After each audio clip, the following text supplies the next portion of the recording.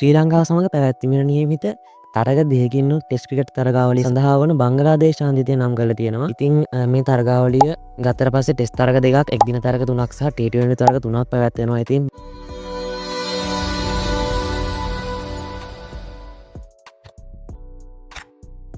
පළමුව පැවැත්වෙන්නේ ටෙස්ට් තරග. ඉතින් ක්‍රිකට් එකෙන් 10 දෙනෙකු සංජිතයට ඇතුළත් කරලා තියෙනවා. ඒ අතර කණ්ඩායමේ නායකත්වයට පත් කරලා තියෙන්නේ නජ්මුල් හුසේන් ෂන්ටෝ තමයි නායකයා ලෙස පත් කරලා තියෙන්නේ.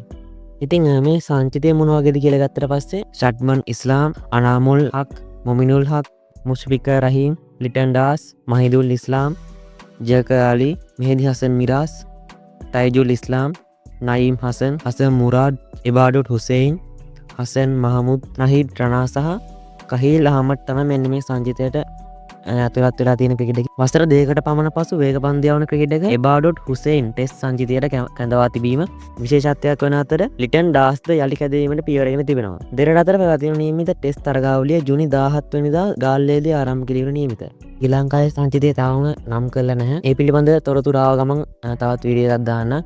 එහෙනම් අපි තවත් වීඩියෝ එකකින් හමු වෙමු. ඔබට ජය.